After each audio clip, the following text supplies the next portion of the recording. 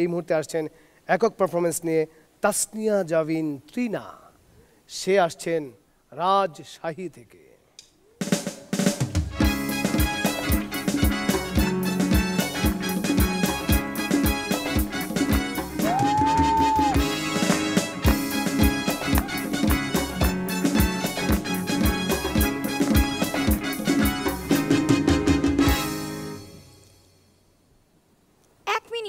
চুলটা একটু ঠিক করে নি। নিফুন আপু লাগবে নাকি?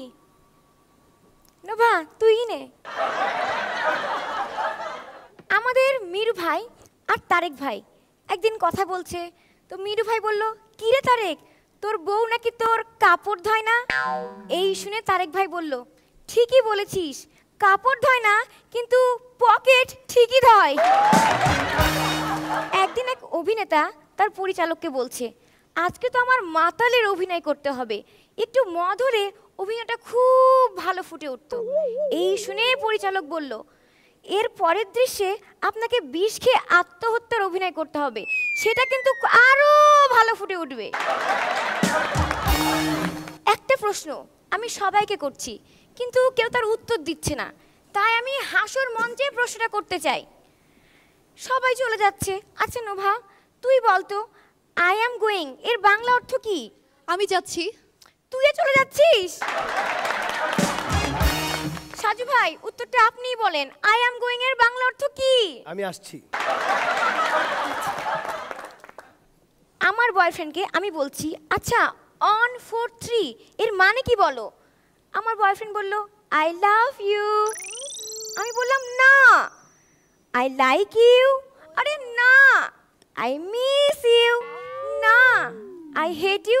আরে ধুর, তুমি এটাও জানো না 1 4 3 মানে 143। তো আমাদের নিপুন আপুর বাসায় একদিন এক মহিলা এসে কলিং বেল টিপলো, টিং টং। নিপুন আপু দরজা খুললো, মহিলা বলল, আফা আসসালামু আলাইকুম। নিপুন আপু বলছে, আচ্ছা আপনাকে আমি চিনতে পারলাম না, আপনি কেন এসেছেন এখানে? আফা আমি তো আপনার বাড়িতে কাম করতে আইছি। আমার যে কাজের মানুষ লাগবে এটা আপনি জানলেন কিভাবে? কেন, আপনার স্ট্যাটাস দেখছি, আপনি আমার চিনতে পারেন নাই, আমি তো আপনার ফেসবুক ফ্রেন্ড। আমাদের এই মিরু ভাই তারেক ভাই তাদের মধ্যে আবার কথা হচ্ছে। তো মিরু ভাই বলল, জানিস সেদিন আমার বউ আমার সামনে হাঁটু গেড়ে বসেছিল। তারেক ভাই বলল, তোর বউ হাঁটু গেড়ে কি বলল? বলল, খাটের তলা থেকে বেরিয়ে আই মুখ পোড়া। একদিন এক আসামি জেল থেকে তার বাবার জন্য চিঠি লিখল, বাবা তোমাকে কষ্ট করে ফসলের জমিটা লাঙল দিতে হবে না, ওই জমিতে আমি কিছু মূল্যবান জিনিস লুকিয়ে রেখেছি। তার ঠিক পরদিন কিছু পুলিশ এবং তার কর্মচারী কর্মকর্তা মিলে ওই জমিতে সেই রকম লাঙল দিল, কিন্তু তারা কিছুই খুঁজে পেল না। তার ঠিক একদিন পর সেই আসামি ছেলেটি তার বাবাকে আরেকটি চিঠি লিখল, বাবা জমিতে লাঙল দেওয়া হয়ে গেছে, তুমি আলুর গাছ লাগাতে পারো।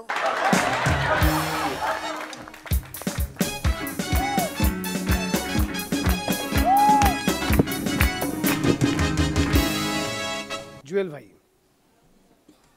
আমি তো তৃণাকে তৃণা ভাবি না, আর একটু বেশি, ও একটি মরিচ, ধানি মরিচ, সাইজে ছোট কিন্তু ঝালে তীব্র। ও যে আসে, ওর একটা নিজস্ব ভঙ্গি আছে, দাঁড়াবার একটা ভঙ্গি আছে, বাও করার একটা ভঙ্গি আছে, কিন্তু কথা বলার যে সে কি কত বড় শিল্পী, তার স্ট্রেস অ্যান্ড ইন্টোনেশন, কোথায় টানটা দিতে হবে, কোথায় জোরটা দিতে হবে, আবার জেলখানা থেকে চিঠি লেখার সময় ভয়েসটা, নোট, কথার যে ভলিউম এবং নোট সেটা নামাতে হবে, এই সব কিছু মিলে ও একটা অদ্ভুত অদ্ভুত শিল্পী। অভিনন্দন। নিপুণ, তৃণা তো অনেক ভালো পারফর্মার, অনেক ভালো জোকস বলে। আজকে তোমার এভরিথিং মানে অল থ্রু অনেক ভালো ছিল। মাজার ভাই, তুমি তো জোকসের শিল্পী নও, তুমি তো পূর্ণাঙ্গ শিল্পী। তার কারণ তোমার হাসিতে পরিমাপ, তোমার বাচন ভঙ্গিতে পরিমাপ, তোমার কোরিওগ্রাফিতে পরিমাপ, তোমার শব্দ উচ্চারণে পরিমাপ, তোমার আবেগে পরিমাপ। এটা যে কত বড় একটা গুণের ব্যাপার সেটা একমাত্র যারা পারফর্ম করে তারাই বুঝতে পারে। শ্রীনা, তুমি অবশ্যই জায়গা মতো পৌঁছাবে বলে আমার বিশ্বাস।